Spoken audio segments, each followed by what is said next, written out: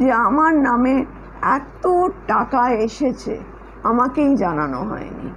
এটা আমার দুঃখও হয়েছে, বিরক্ত হলে। না, আমি জানতাম না, জোর গলায় বলছি আমি জানতাম না, আমাকে জানানো হতো না। যে গোষ্ঠীদ্বন্দ্ব প্রচণ্ড, বিজেপির প্রচণ্ড গোষ্ঠীদ্বন্দ্ব। আমি অন্য জায়গা বলতে পারবো না, তবে এই জেলায় আছে প্রচণ্ড। রানীমা, শরীর কেমন আছে? ঠিক আছে। এই যে দীর্ঘ লড়াই করলেন, এটা বহুত পরিশ্রম, তারপরে মাঝে কি একটু রেস্ট পেয়েছেন? দেখুন, লড়াইটা আমি দেশের জন্য করেছি, মানুষের জন্য করেছি, মন থেকে করেছি, কাজেই সেখানে আমার সেইভাবে কিছু মনে হয়নি। তবে হ্যাঁ, মাঝে মাঝে হয়তো ওই তখন প্রখর রোদ্দুর ছিল, একবার সানস্ট্রোকও হয়েছিল, তো আমি তারপরেও বেরিয়ে গেছি। কিন্তু আমার দ্বারা যথাসাধ্য আমি আমার 100 ভাগ দিয়েছি। তো সেখানে মানে আমি এইটুকু নিজের বিবেক থেকে বলতে পারি যে আমার দিক থেকে কোনো ঘাটতি ছিল না, এবং পার্টি যা বলেছে আমি সবটাই শুনেছি। দেখুন, আমি যদি নর্মালি হেরে যেতাম, ন্যায্যভাবে হেরে যেতাম, আমার দুঃখ থাকতো না।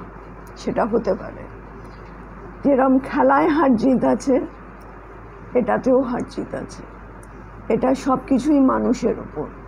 কিন্তু আমি বারংবার বলেছি যে মানুষ কিন্তু আমায় খুব ভালোভাবে গ্রহণ করেছে। সেখানে আমি স্তম্ভিত, বিস্মিত, দুঃখিত, হতভম্ব এই রেজাল্ট দেখে। কারণ আমার মনে হয় না মানুষ এখানে বিশ্বাসঘাতকতা করেছে। মানুষ মানে প্রাণ দিয়ে চেয়েছিল আমি আসি। আমার কানে যেরম আসছে, কিছু লিখিতও আছে, আপনাকে আমি দেখাতেও পারবো। সেটা হচ্ছে কিছু গাফিলতি দলের তরফ থেকে ছিল। 1 নম্বর হচ্ছে প্রফেশনাল অ্যাপ্রোচ নয়। একটাই মিটিং ডাকলে লোকে 3টে আসে, তারপরে এলে এলাম, না এলে না এলাম, এটাও একটা ব্যাপার ছিল। আমি বলেছিলাম এখানে ডিসিপ্লিনের অভাব। তখন ওরা বলেছিল যে আসলে এখানে তো কেউ টাকা পায় না, তাই জন্যে কিছু বেশি বলা যায় না। তাতেও আমি অবাক হয়েছিলাম যে পার্টিকে ভালোবাসবে, হ্যাঁ, সে সব করবে, কিন্তু হাজার হলেও তাদের গাড়ি ভাড়াটা না দিলে বা খাই খরচাটা না দিলে তারা কতদিন টানবে, যেটা মূল অভিযোগ। তারপরে ধরুন প্ল্যানিংয়ের অভাব ছিল। মানে আমি আগের দিন রাত্রিরে জানতে পারছি আমি পরের দিন কোথায় যাব, হ্যাঁ, সেইভাবে কি তৈরি হওয়া যায়? আমি অনেকবার বলেছি শেডিউলটা আমাকে 24 ঘন্টা আগে দেবে, আমি দেখব এটা প্র্যাকটিক্যাল কিনা। অনেক সময় হয়েছে হয়তো 2টোয় যেতে টাইম দেওয়া আছে, আমি 5টায় পৌঁছেছি।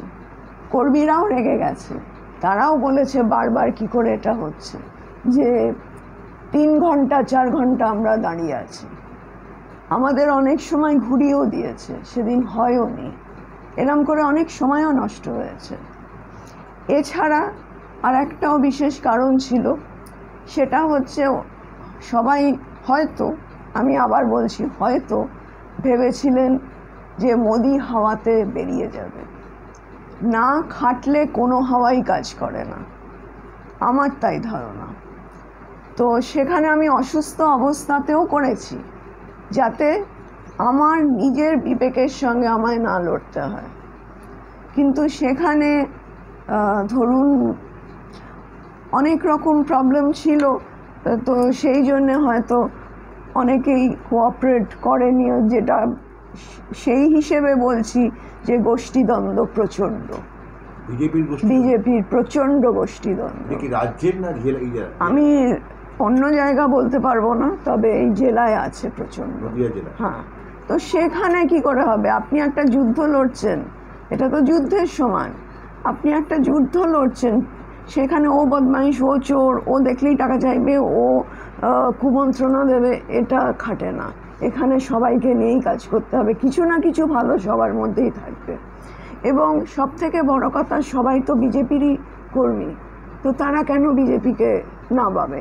হয়তো নামাতে পারে, কিন্তু যেখানে একটা মোদিজি দুবার ঘুরে গেলেন, স্বরাষ্ট্রমন্ত্রী এলেন, আর আপনি মোদিজির প্রিয় পাত্রী মানে ছিলেন, হ্যাঁ। এবং সেখানে আপনাকে ফোন করেছিলেন মোদি একদম বাবু। একদম। তো সেখানে এটা হবে আমি বিশ্বাস করতে পারিনি, কিন্তু যদিও বা হতো সেটা আমার মনে হয় সামলে নেওয়াটাই বুদ্ধিমানের কাজ ছিল এটা। আর একটা জিনিস আমার ভীষণ বিরক্ত লেগেছে, কারণ আমি নিজে চুরি করি না, আমি অন্য কোনো দুর্নীতিতে ইনভলভ নই, এবং আমি পার্টিকে যখন আমাকে পেরাপিরি করেছিল ঢোকার জন্যে, আমি তখন বলেছিলাম আমি আপনাদের জন্য প্রবলেম হয়ে যাব না তো, কারণ আমি এই জিনিস, আমি স্বচ্ছ লোক। তখন বলো না না এ কী বলছেন, সব ঠিক আছে, যা ঢুকে গেলাম। কিন্তু আমি অবাক হতাম একটা জিনিস দেখে, যে আমার নামে এত টাকা এসেছে আমাকেই জানানো হয়নি। এটা আমার দুঃখও হয়েছে, বিরক্তও লেগেছে। না, আমি জানতাম না, জোর গলায় বলছি আমি জানতাম না, আমাকে জানানো হতো না। আমার পাসবুক, চেকবুক সব ওদের কাছে, হাজারবার চাওয়া সত্ত্বেও। দেখুন, আমি একটা ভদ্রবাড়ির সদস্যা, বারবার চাওয়া যায়? তো সেখানে আমি অনেককে বলেছিলাম যে দেখুন আমায় কিন্তু কেউ অ্যাকাউন্টস দিচ্ছে না, তারপরে কিন্তু আমি চোর সাজবো না। কার কাছে ছিল আপনার পাসবুক টাসবুকগুলো? অফিসের লোকের কাছেই ছিল। অফিসে ছিল। তো সেখানে আমায় কিছুই জানানো হয়নি, এবং কে কি পাবে কে কি পাবে না, কাকে কি দেওয়া হয়েছে কাকে কি দেওয়া হয়নি, বা কিভাবে খরচা হয়েছে, আমি কমপ্লিটলি অন্ধকারে আছি। আর যে আমি অনেকবার সবাইকেই বলেছি, কিন্তু কেউ সেরকম গুরুত্ব দেয়নি। সেটা আমার মনে হয় মানে একটু ওয়াইজলি খরচা করলে ভালো হতো। টাকা আসবে যাবে সব ঠিক আছে, কিন্তু যে জন্যে পাঠানো সেই জন্যে খরচা করলে ভালো হতো। এবং তার চেয়েও বড় জিনিস হলো, তাহলে আপনি বলতে চাইছেন অন্য কোনো বাজে খরচা হয়েছে? তা নাহলে টাকাগুলো গেল কোথায় আমি অনুমান করছি। এবং যেটা আপনাকে বললাম দেখাতে পারবো, অনেকেই সেরকম অ্যালিগেশন দিয়েছে। তো সবাই বিজেপিরই খুব যুক্ত। হ্যাঁ, সবাই কি মিথ্যে কথা বলছে এটা আমি মানি না, কিন্তু সব থেকে ভালো হতো যে আমি অফিস ফান্ডের জন্য কিছু রেখে নিই, তারপরে ক্যান্ডিডেটের টাকা ক্যান্ডিডেটকে দিয়ে দিই, দায়টা তাহলে ওনাদের রইল না, ক্যান্ডিডেট হিসেব রাখলো, তাহলে আমিও নিশ্চিন্ত হতাম যে সবাই খুশি আছে। তো দেখুন, সবাই তো আর সেরম পয়সা নেই যে গ্যাঁটের পয়সা খরচা করে পার্টির জন্য খরচা করবে। যেটা অনেকেই আমায় বলেছে যে তেলের পয়সা চাইলে বলে কিনা আমরা তো সব রানিমার আদেশেই খরচা করছি, উনি না বললে হবে না, কিন্তু আমি কিন্তু জানি না। এটা ঠিক মেনে নেওয়া যায় না।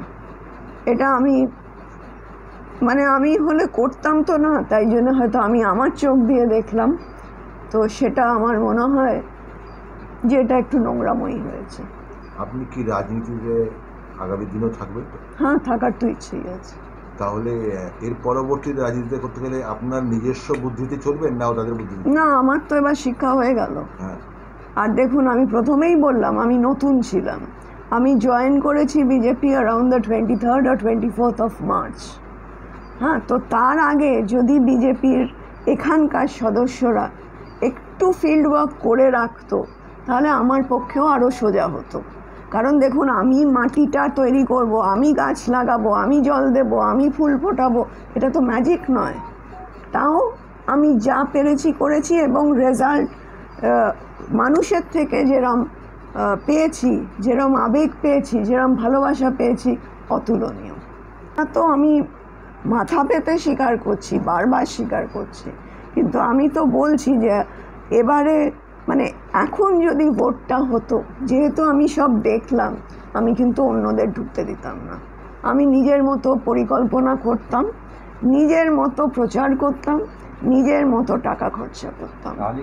আমি বলছি না নিজের মতো টাকা খরচা একে তাকে দিলাম, আমার প্রিয় লোককে দিলাম, বা আমি কিছু রাখলাম, এটা আমি বলছি না। আমি বলছি যেখানে খরচা করার দরকার আমি সেখানে দিতাম বা সেখানে খরচা করতাম যে জন্যে টাকাটা এসছিল। এবং আজকে আমি বলছি, এটা বোধহয় গতকাল বা কিছু বেরিয়েও গেছে ইউটিউবে, এগুলো আমি মানে কেউ বলেছিল আমাকে দেখতে, সেটাও দেখলাম যে একেবারে টাকা অপচয় হয়েছে। অনেক ইউটিউবই এটা নিয়ে বেরিয়েছে। রাজ্য নেতৃত্বের সাথে আপনার কোনো কথা হয়েছে এই বিষয় নিয়ে? হ্যাঁ, হয়েছে। সেখানে কি আপনি রাজ্য নেতৃত্বকে কোনো দোষারোপ করছেন? আমি কাউকে দোষারোপ করছি না, আমি শুধু এইটুকুই বলছি যে এটা চান্সটা ছেড়ে দিয়ে ভুল হলো। কারণ মানুষ আরও 5 বছর পিছিয়ে গেল, মানুষের দুর্গতি সে আরও বাড়বে। আর সব থেকে বড় জিনিস যেটা আমার যেটা মনে হয় যে দেখুন, মানুষ 500 টাকা 1000 টাকা দিয়ে সংসার চালাতে পারবে না, যেটা লক্ষ্মীর ভাণ্ডার, সেখানে তাদের চাকরির দরকার ছিল। সেটা কিন্তু আরও কোথায় তলিয়ে গেল সেটাও বলা অসম্ভব। আর যেহেতু আমরা মানে সনাতন ধর্মে বিশ্বাসী, সেটাও কিন্তু একটা থ্রেটে পড়ে গেল। না না, আমি সেটা বলিনি। আমি বলেছি যেটা প্রথম থেকেই আমি বললাম যে এখানে পুরো প্ল্যানিংয়ের গণ্ডগোল ছিল, ল্যাপস ছিল। এবং আমার সঙ্গে তারা খারাপ ব্যবহার করে কি, তারা তো কিছু গেইন করবে না। তবে হ্যাঁ, আমার যেটা মনে হয়েছিল যে তারা নিজেদের মধ্যেই কথা বলে সব ঠিকঠাক করতো, আমাকে কনসাল্ট করতো না, এটা আমি দেখেছিলাম। বা আমাকে অনেকেই মহিলা যারা ছিলেন মানে মেম্বার্স বা কী পদে আছে এত আমি জানি না, তো তারাও এসে বলেছে আপনাকে তো ওরা ক্যাপচার করে নিয়েছে, মানে সবার সঙ্গে মিশতে দেওয়া হয়নি, এরম অভিযোগও এসছে। রাজ্য নেতৃত্ব, কেন্দ্রীয় নেতৃত্বকে এগুলো সব তো সেই মুহূর্তে জানার সুযোগ পাননি? না, আমি এর মধ্যে ঢুকিনি, কারণ আমি ভেবেছিলাম দলের সঙ্গে থাকাটাই ভালো। এবং দেখুন, আমি যেই এর সঙ্গে কথা বলবো ওর সঙ্গে মানে একটা ঝগড়া সৃষ্টি হবে। আমি শান্তিপূর্ণভাবেই জিনিসটা করতে চেয়েছি। দলের মধ্যেই আছেন, কিন্তু তার মধ্যে যে এই খারাপ, এই যে আমার সাথে আমি কি চিনি? করছে না। আমি কি চিনতাম? আমি তো চিনতাম না কাউকে। যদি কেউ যোগাযোগ করেছে আমি পার্টিকে জানিয়েছি, তখন বলেছে ও ভারী বদমাইশ, ও অমুক, ও তুসুক, এইসব শুনে আমিও মানে জিনিসটা এড়িয়ে গেছিলাম। সেটাই হয়েছিল।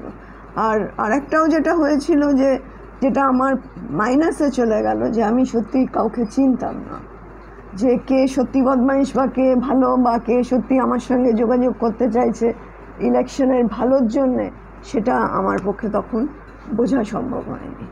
আগামী দিনে 26 সালে বিধানসভা নির্বাচন আসছে, সেখানেও কি সেই সময় রাজনীতিতে থাকবে? সেটা তো এখন অনেক দূর।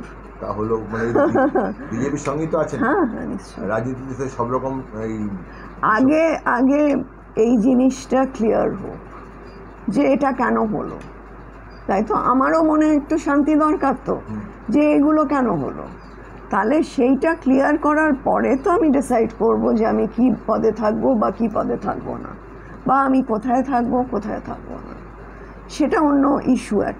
সেখানে আমি এই নিয়ে এক্ষুনি কথা বলতে পারবো না। তবে আমি ডিস্টার্বড যে সেইভাবে মোদিজি যেরমভাবে সাপোর্টটা দিলেন, সেইভাবে এখানে সেটা এক্সপ্লয়েট করা গেল না। সে আমার মোদিজির জন্য দুঃখ হচ্ছে।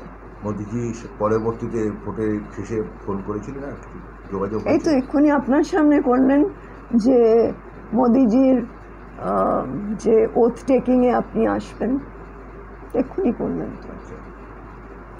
তো সেখানে মোদিজি সত্যি আমাকে ভীষণভাবে প্রোটেকশন দিয়েছে, সাপোর্ট দিয়েছেন, আর সবথেকে বড় জিনিস এগিয়ে যাওয়ার একটা মোটিভেশন দিয়েছে।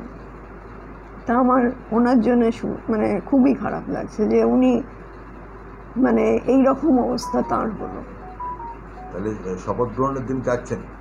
না না, সে তো আমার এক্ষুনি ফোন এলো, আমি যাচ্ছি কি যাচ্ছি না সেটা এখন আমি বলতে পারবো না, কিন্তু একটা বাজে ব্যাপার হয়ে গেল জিনিসটা, এইটুকুই বলবো। Thank you.